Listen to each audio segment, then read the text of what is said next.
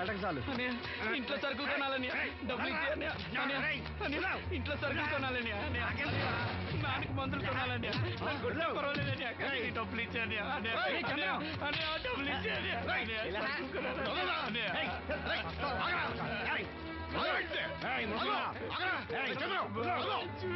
వాడు కష్టపడి సంపాదించిన డబ్బులు లాక్కుంటారా దున్నపోతున్నా ఉన్నావు. కుటుంబాన్ని పోషించాల్సిన పోయి కళ్ళు లేని వాడు సొమ్ము లాక్కుంటావురా. ఈ నీతి కబుర్లన్నీ గుళ్ళో చెప్పు, లేదా అడ్డ మీద రాసి నీ హోటల్లో పెట్టుకో. అంతేగాని అడ్డం వచ్చి అడ్డంగా నరికేస్తా.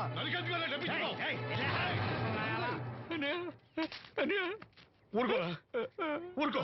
వాడు ఎదవరా, ఎదవ తెలుసు కదా. అమ్మా అన్నయ్య వచ్చాడు. అన్నయ్య జాగ్రత్త. అన్నయ్య జాకెట్ తెచ్చావా? పర్వాలేదులే, తెస్తావని అనుకున్నాను. తెచ్చావా? మా మంచి అన్నయ్య. అమ్మా చూసావా ఎంత బాగుందో? దీన్ని ఇప్పుడే కుట్టడానికి ఇచ్చేస్తాను. రేపు ఉదయం వెళ్ళొచ్చు కదమ్మా. ఇప్పుడే. అది తోడుకునేదాకా నిద్రపోదరా. సామాన్లు తెచ్చావా అయ్యా? ఇదిగో అమ్మా. డబ్బులు సరిపోలేదు, నాన్నగారికి తైలం మాత్రమే తీసుకొచ్చాను. ఈ డబ్బేంటి? కింద పడ్డానమ్మా. చూసుకుని నడవచ్చు కదరా. నేనా? ఒళ్ళంతా నొప్పులుగా ఉన్నాయి, కాసంత వేడి నీళ్ళు పెట్టమ్మా. అలాగే.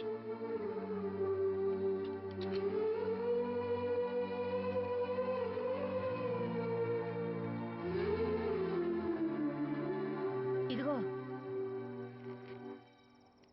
నా చుట్టలయ్యి. చుట్టలు రేపు కాల్చుకోవచ్చులే, ముందా మందు తీసుకో. ఏంటి మంచాన పడ్డాను కదా అని సులకనగా చూస్తున్నారా? టాటోలు చేస్తాను మీ ఇద్దరిది ఏమనుకుంటున్నారు? తైలం తెచ్చాడు, తైలం నా తొక్కలో తైలం.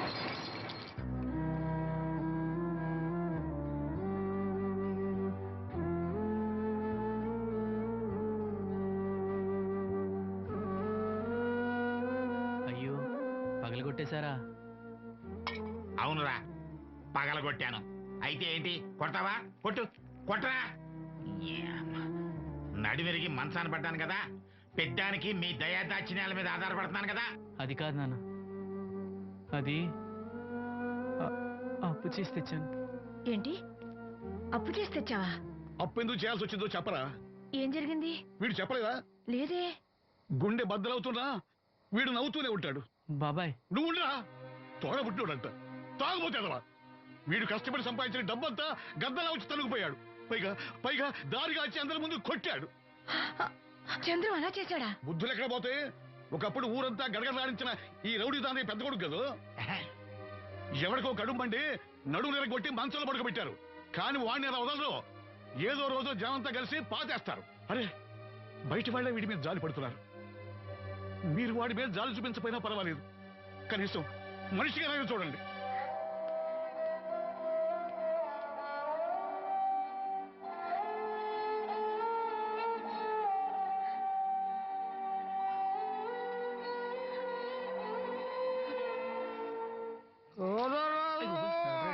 ఎక్కువైంది రైడ్కి, బాగా ఎక్కేసింది. కొట్టాను కదరా. కొట్టేవలేరా బాబు, కాకపోతే ఇంకోటి కొట్టి లోపు కొట్టాలి. పేకలో ముందు కొట్టినోడిగా డబ్బులు ఇస్తారు. ఊరికే తెగ ఫీల్ అయిపోతున్నావు.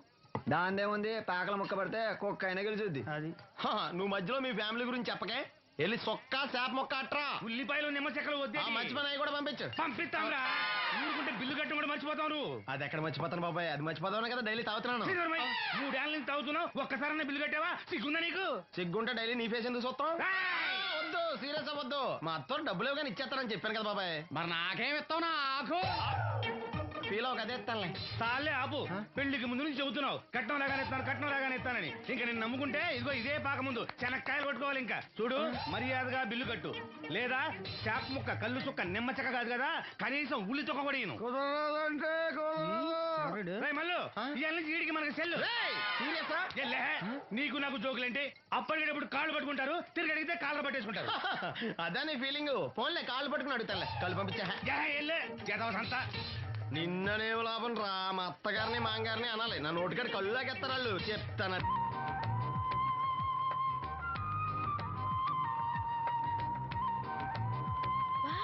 చాలా బ్యూటిఫుల్ గా ఉంది కదా. Yes, it's amazing. ఇంత బాగుంటుంది అనుకోలేదు. అందుకే కదా మిమ్మల్ని మా ఊరు తీసుకొచ్చింది. నాకు అసలు ఈ ఊరు వదిలిపెట్టుకోవాలంటే నచ్చదు. కానీ పార్టీ బిజినెస్ వల్ల 10 సంవత్సరాల నుంచి సిటీలో ఉన్నా. అప్పుడప్పుడు ఇక్కడికి వచ్చి ఈ గోదావరిని, పచ్చటి పొలాల్ని, అమాయకపు ప్రజల్ని చూడకుండా ఉంటే నాకు తృప్తిగా ఉండదు. ఇదిగోండి, అదే మా గెస్ట్ హౌస్. నమస్కారం. జాగ్రత్త, రా, తీసుకో. ఏం నాగమ్మా, ఏంటి విశేషాలు? మా కట్టాలు తీర్చే దేవుళ్ళు మీరు వచ్చేసారు కదయ్యా, అంతకంటే విశేషాలు ఏముంటాయి? ఈయన మన కేంద్ర మంత్రి భాస్కర్ రాజు గారు ఉన్నారుగా, ఆయన అబ్బాయి మనోహర్ అని, ఈవిడ అతని భార్య దివ్య గారు. వీళ్ళు కొన్నాళ్ళు మన ఊళ్ళోనే ఉంటారు. వాళ్ళకి కావాల్సింది దగ్గరుండి చూసుకోవాలి. ఏంటి రండి. అయ్యా మేడం. ఏంటి మీరు ఇక్కడ కిరీటం లేని మహారాజు అనుకుంటా? ఇక్కడ ఉన్న వాళ్ళందరూ అమాయకులండి, మంచి మనసున్న వాళ్ళు. వాళ్ళకి మీరే దేవుళ్ళు అంతే కదా? అట్లా ఏం లేదండి, వాళ్ళ కష్ట సుఖాలు నేను చూసుకుంటాను. వాళ్ళు నన్ను ఎంతో అభిమానంగా, అరే ఆ సామాన్లను తీసుకెళ్ళి ఆ రూమ్ లో పెట్టి వెళ్ళు. ఆ రూమ్ లో ఏసీ ఉందా? ఆ రూమే కాదు, ఈ ఊరే సెంట్రల్ ఏసీ. ఫ్యాన్ కూడా అవసరం లేదు. కిటికీ తెరిస్తే గోదావరి నుంచి చల్లటి గాలి వస్తుంది. Just feel comfortable. ఇది మీ సొంత ఇల్లు అనుకోండి. మరి ఫుడ్ సంగతి ఏంటి? ఫుడ్ గురించి మీరు ఆలోచించాల్సిన అవసరం లేదు. ఇక్కడ భవానీ అని మంచి వంట అమ్మాయి ఉంది. ఆవిడ వంట తిన్నారంటే జీవితంలో మర్చిపోదు. ఓకే, నేను స్నానం చేసి వస్తాను. Relax relax. ఏ కొండయ్య, ఇట్రా, సామాన్లను పెట్టేసావా? పెట్టేసారా? చూడు, నువ్వు వెళ్ళి ఆ భవానీ నేను రమ్మన్నాను చెప్పు. ఆమె ఒంట్లో బాగలేదు, రాకపోవచ్చయ్యా. మరి ఎలాగయ్యా? వీళ్ళు నాకు చాలా కావాల్సిన వాళ్ళయ్యా.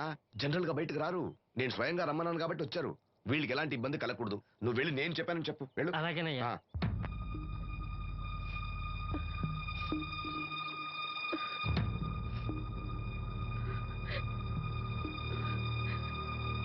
అమ్మ, నాలో ఇంకా పసితనం పోలేదే.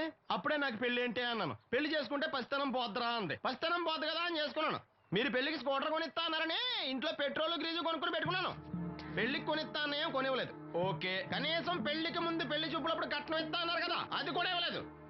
మీరు ఎలాగా నాకేమెవరని అర్థమైపోయింది. అందుకే నేనే మీకు ఒకటి ఇచ్చేద్దాం అనుకుంటున్నాను. మీ అమ్మాయిని ఉంచుకోండి.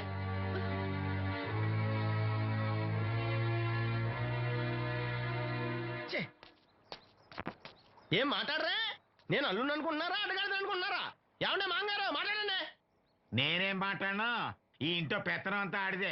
నేను ఇక్కడ కుక్కతో సమానం. మీ సమాన హక్కుల గురించి ఇక్కడ ఎవడో మాట్లాడుకోవట్లేదు. నా కట్టం డబ్బులు నాకు ఇప్పించమంటున్నాను. బావా, డబ్బులుంటే ఇవ్వకుండా దాచుకుంటావా? ఎందుకు ఆడపిల్లని ఏడిపిస్తావు? అయ్యి బాబోయ్, నేను దాన్ని ఏడిపిస్తున్నానా? మీరే మమ్మల్ని ఏడిపిస్తున్నారు. మీరు నిజంగా దాని క్షేమం కోరేవాళ్ళే అయితే మా 25,000 ఎప్పుడో మా మొహాన్ని కొట్టేవాళ్ళు. తప్పకుండా ఇస్తాం బాబు. ఆడు దానికోసమేగా రాత్రి పగళ్ళు కష్టపడేది. ఏంటి డప్పు కొట్టి పాటలు పాడటమా? ఇలా అయితే తెల్లారినట్టే. లోన్ డబ్బులు రాగానే తెచ్చిస్తాను బావా. లోనా? బ్యాంక్ అన్నా మీ ఓనా? చిన్నప్పటి నుంచి వింటున్నాం. ఇక్కడ ఎవరు ఊరికే కూర్చోరా, మా ప్రయత్నాలు మేము చేస్తున్నాం. మీరు ప్రయత్నం చేస్తే ఎవడిస్తాడు? ఎవడన్నా రికమెండేషన్ చేస్తే ఇస్తాడు. ఇదంతా నాకు అనవసరం అండి. నేను మీ అమ్మాయిని వదిలేస్తున్నాను. అందుకు బాబు, ఆడపిల్ల పుట్టింట్లో ఉంటే నలుగురు 4 రకాలుగా అనుకుంటారు. మీ గురించి నలుగురే అనుకుంటున్నారు, నా గురించి బయట 40 మంది అనుకుంటున్నారు. అక్కడ కిళ్ళి కొట్టాడు, సారా కొట్టాడు, పతి పనిమల్ని ఎదవా, ఈడు కట్నం కూడా తెచ్చుకోలేని సవట అనుకుంటున్నారు. మీ అమ్మాయిని మీరే ఉంచుకోండి.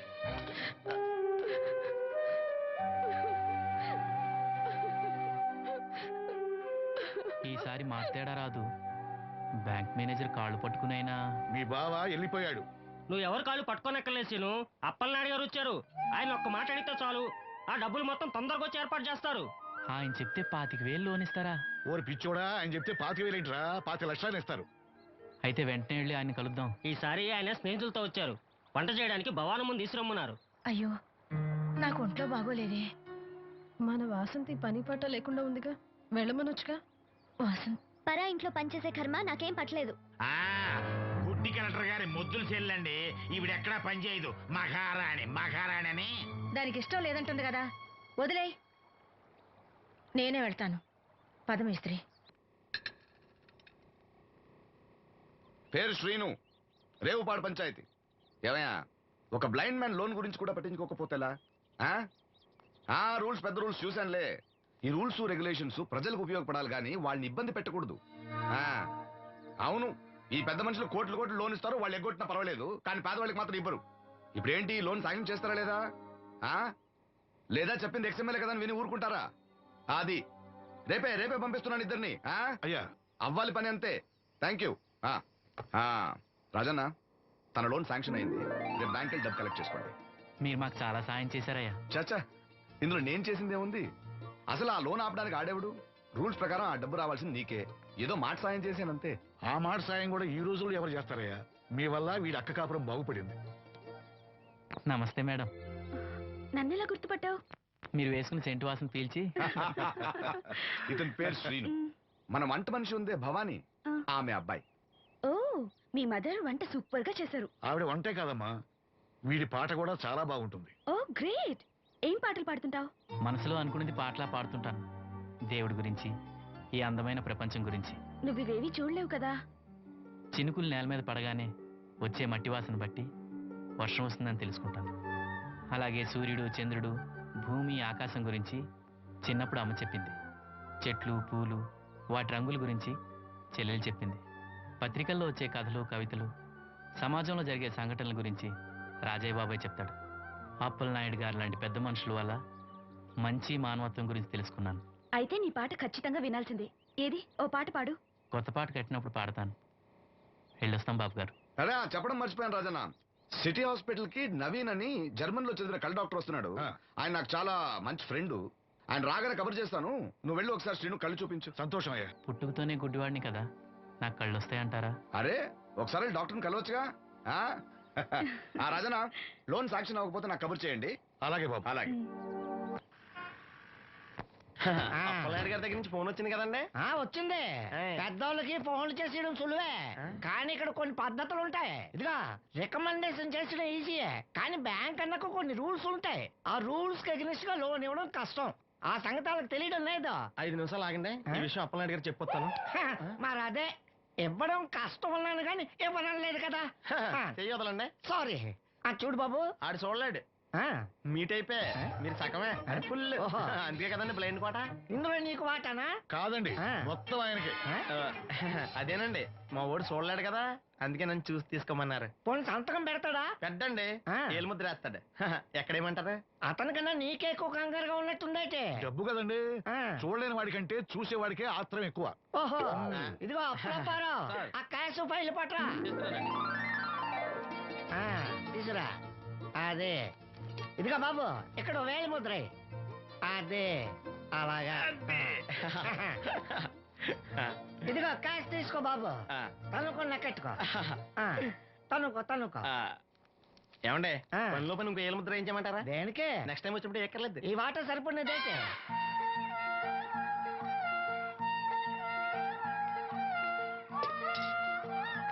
లోన్ వచ్చిందా?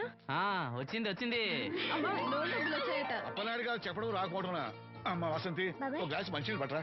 ఆ మేనేజర్ వంకర కన్నాడు, చాలా ఎక్స్ట్రాలు చేశాడు. నేనే మేనేజ్ చేశాను. అవునవును, ఈ డబ్బు కోసం వీడు చాలా కష్టపడ్డాడు. అమ్మా, ఈ డబ్బు నీ చేత్తోనే బావుకివు. ఏం బాబు, ఈ డబ్బంతా ఇప్పుడే కావాలా? ఇదిగో, ఇదే నాకు నచ్చదు. ఇచ్చేయమ్మా, కనీసం అక్కపైన తీరుతుంది. మా బావ బంగారం, ఎప్పుడు మాట తప్పడం. బావా, ఇకనైనా అక్కని కంటతడి పెట్టించొద్దు. బావా, ఇలా గుండెలు పిండేసే మాటలు మాట్లాడక బావా.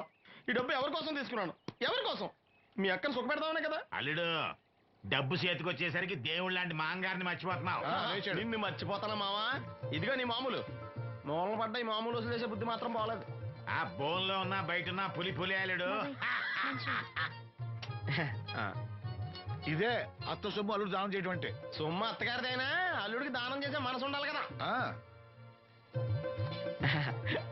నువ్వు ఇంకా అలా సొత్త నిలబడ్డావంటే వీళ్ళు బట్టలు సర్దుగా మన ఇంటికి వెళ్ళిపోదాం. భోంచేసి వెళ్ళొచ్చులే బాబు. మీరు ఇలాంటి తతంగాలేం పెట్టకండి. నువ్వు రా, బట్టలు సర్దు, మనం బయలుదేరదాం. వస్తాం మామయ్య. తొందరగా వెళ్ళు. ఉదయాన్నే వెళ్ళొచ్చుగా. వెళ్ళొచ్చు, కానీ రాత్రికి మీరు రౌడీ అనేది మొత్తం డబ్బులు దొబ్బేయడనుకో, ఇక్కడే ఉండిపోవచ్చు కూడా. బయలుదేరు.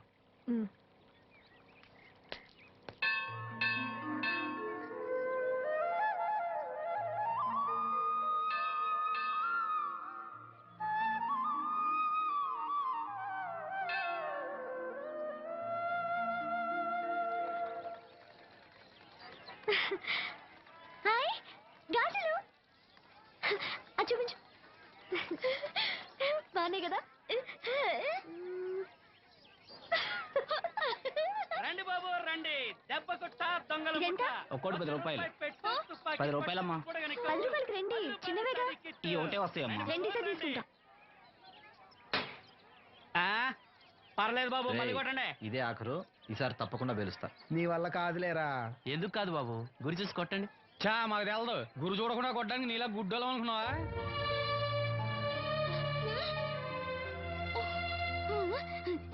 అనయ్య నువ్వు కొట్టు. నేనా? భలేదానివే. నువ్వు తప్పకుండా కొడతావు. నాతో రాయిలా. అన్నయ్య, బెలూన్ దగ్గర లక్ష్మి గాజులు శబ్దం చేస్తుంది, సరేనా? అక్కడ పిలుచు.